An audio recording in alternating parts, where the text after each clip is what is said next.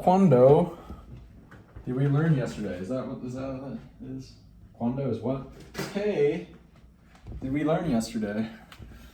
Actually, before that, I'm gonna crack open the laptop and check on Anki to see if we're missing any flashcards.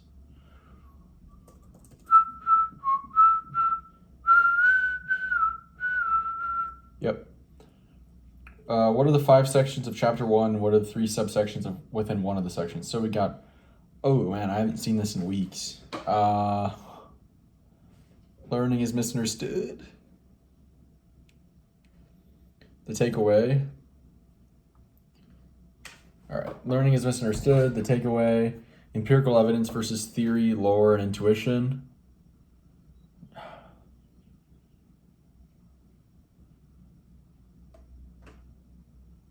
Testing, dipstick versus learning tool. Okay, the takeaway. Here we go.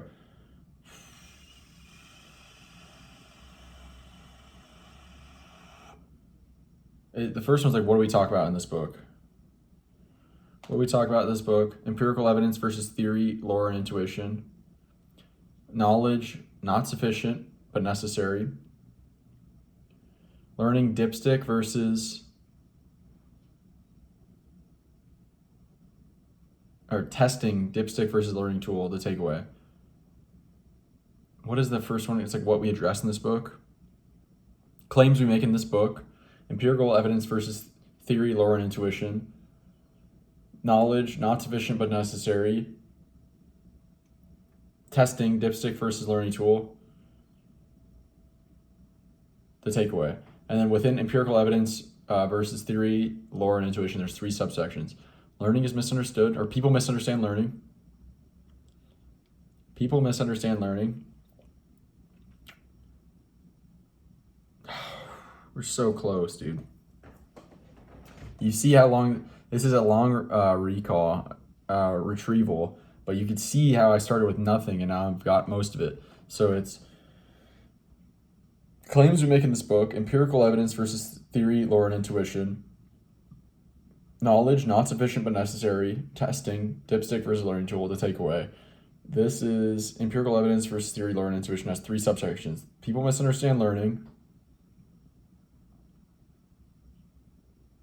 Early evidence. Early evidence, dude. Oh my gosh, now we're so close.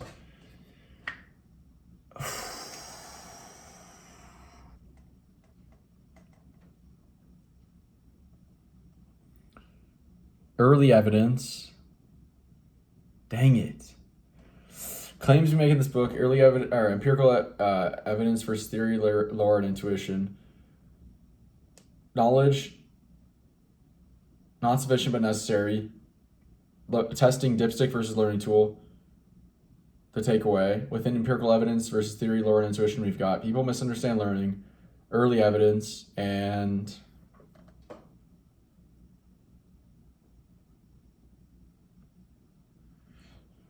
dang it. All right, what is it?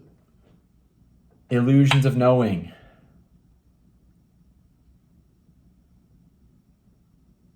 Yeah, I mean, we nailed that except for illusions of knowing. So I'm going to say hard, which will show it again in 18 days versus 1.3 months if we would have got it right. How do the authors define learning and make it stick? So learning is basically you're taking this information, you're taking it intaking information, synthesizing it, and then basically remembering it in a way or internalizing it in a way that not only can you just recognize it or recall it or recognize it in the future, but you can actually take it out and apply it creatively, and it changes the way you see the world. Okay, that's fine. We'll say good. Okay.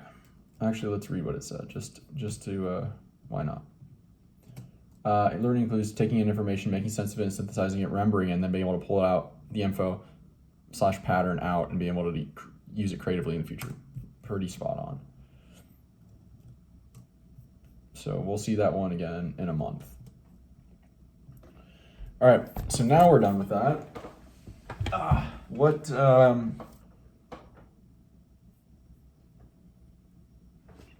did we read about yesterday?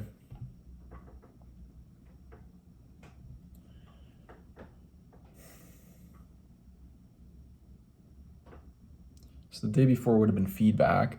Okay, yesterday was just like these 3 or 4 like paragraphs, independent paragraphs. So, okay, one of the things I'm remembering is that there's a direct relationship between the amount of tests and the amount of learning, and there's a direct relationship between the amount of tests and the amount of subjective enjoyment of the class.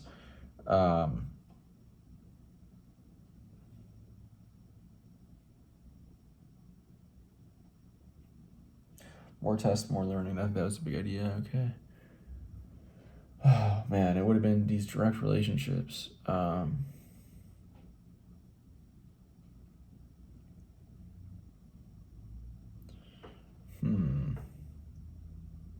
has my recall lately been weak?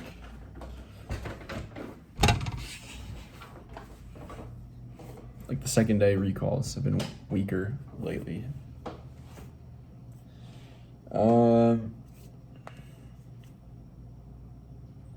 So you would have read about that.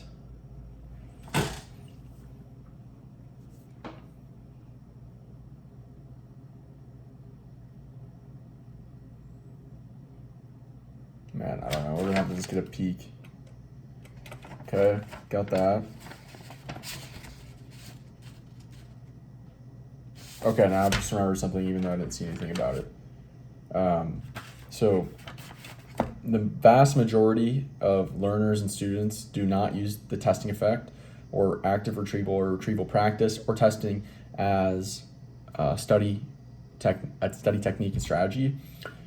Of the very, very few that do, they don't even, most of them are only using it to reveal their weaknesses, not even knowing that the act of retrieving itself is what leads to greater retention and learning. So another thing I remember now is that retrieving similar or closely related information actually leads to better retention and learning and remembering of closely related information. So that's why I was just doing in that flashcard, I was trying to just keep going over the things, recalling the things that I knew, and then another one would pop up. I remember that connection, and then another one would pop up, and I almost got them all. So yeah, that. Anything else?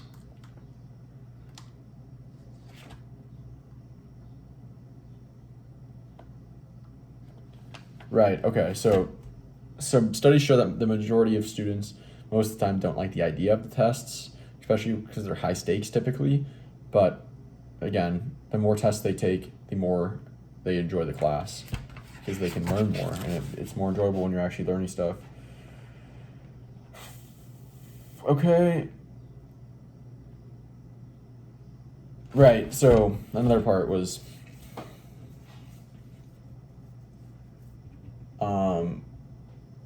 is the testing effect in active retrieval and retrieval practice just like speeding up rote memorization? No, actually, in comparison to studying and reading and listening, active retrieval leads to more flexible knowledge that you can actually apply, and it can actually change the way you see the world rather than just being able to, memorize words or rote memorize things.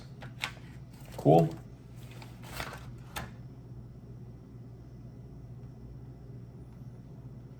Cool. Cool. Cool.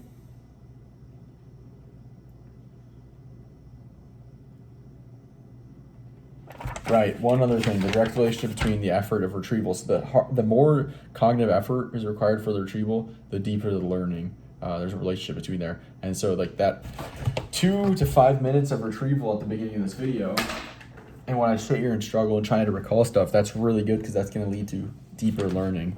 Though it's costly, it takes a decent amount of time, but you will be rewarded with deeper, longer lasting knowledge that's more flexible.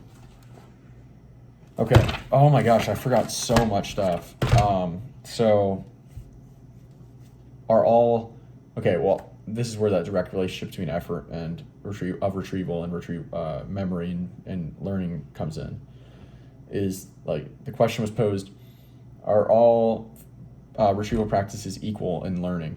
No, they're not. And so multiple choice and true and false, these are easier retrievals. They're more recognition-based retrievals, not as cognitively effortful as, say, flashcards, testing, quizzing, essays, short answer, actually writing stuff, speaking things out, those are more effortful. Those lead to deeper learning than recognition-based simpler retrievals such as multiple choice, true and false, but they all do lead to learning, but they're not equal in effectiveness of learning and depth of learning. And I think that should be all that there was that I missed.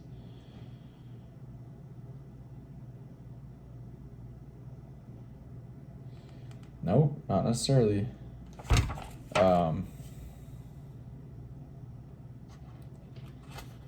Every time you retrieve something, it makes it easier to retrieve it, easier to access that memory in the future. And now that is it.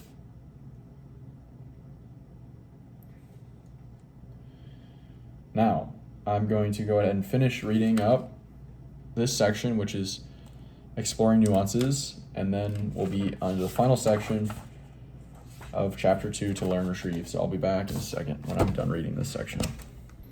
All right, guys. Finished up exploring nuances section. What was the last part about? Well,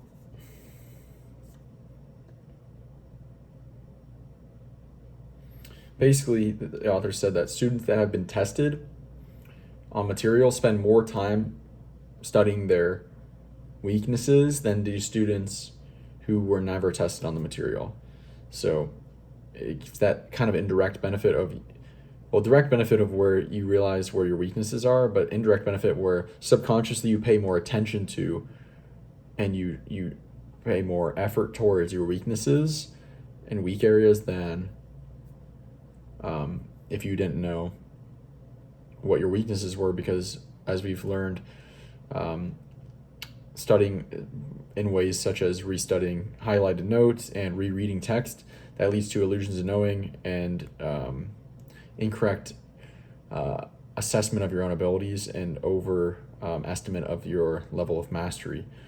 Okay, and then we got into like the last paragraph of this section was like, what are some other indirect benefits from low stakes quizzes, frequent low stakes quizzes in a classroom? And they listed 5. So first, it increases student attendance. Second, it increases student reviewing, studying of material before class if the quizzes are at the beginning of class. It increases the attention of the students during the class if the quizzes are at the end of class. It decreases test anxiety for the students by spacing out the tests and not making every test a make or break, but being low stakes. And 5, it allows the instructor to better calibrate and adjust the curriculum and what is taught and how it's taught based on weak areas in the students' knowledge and understanding. So, got a few minutes left. This may be it. Maybe not, actually. We got about just under 2 pages left. We're now in the final section. The takeaway of to learn retrieve. I'm going to go ahead and read just this first 3 paragraphs on this first page. Then I'll recall, and then we'll see how much time we got left from there. So I'll be back in a sec. All right, so some things in this takeaway, this summary of the chapter. Retrieval practice for all forms of learning, whether declarative, knowledge-based, or procedural motor skill, is going to lead to deeper, or it's a potent tool for increasing memory and the ability to retrieve in the future. So the more effort retrieval practice requires, assuming that it's a successful retrieval, it will lead to deeper learning. And this is one that I'm kind of like, I wonder if the retrieval alone, though, even if not correct, actually improves learning. I think it does. So just retrieval practice in general, whether correct or not, will improve memory and the ability to retrieve in the future. That's just my guess, but they said assuming it's successful. If we assume a successful retrieval, the more effort required, the deeper the learning, and the more easily it'll be retrieved in the future, and the longer lasting the memory will be. So delayed feedback and delayed retrieval practice, rather than massing feedback and retrieval together, and especially multiple retrieval practices in a row and feedback immediately, that leads to less learning than spaced out retrieval practice, because it's more effortful, because it's spaced out, more forgetting has occurred. And the same idea goes with delayed feedback. Delayed feedback leads to more learning. We're not exactly sure why. There's theories, but again, possibly the spacing effect. And then finally, the final thing they touched on in this end of this chapter was that retrieval practice not only leads to better memory, but it also leads to better, more flexible, more durable knowledge that can be applied more easily in novel situations and applied creatively. Okay, that's it for today. I got 30 seconds left. So we read about the end of this exploring nuances was about what? All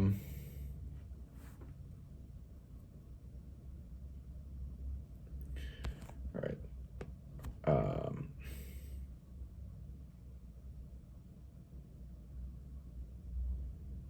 Dang, how did I already forget this shit? Exploring nuances at the end. What was this about? Right, the indirects, 5 indirect benefits of frequent low stakes quizzes. Got that. What else? Okay, here we go. It's getting closer. I can kind of feel it now. Something about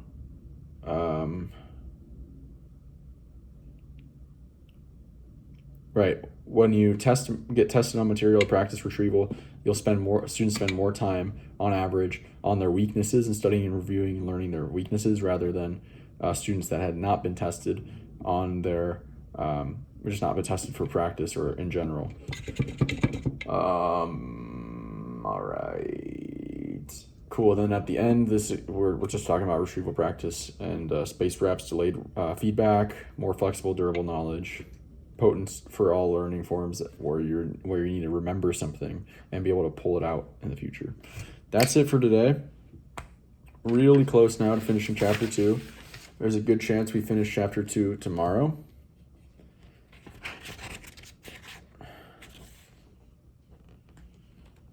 Wow. All right. Yeah, that's it for today. I'll talk to you guys later. See ya.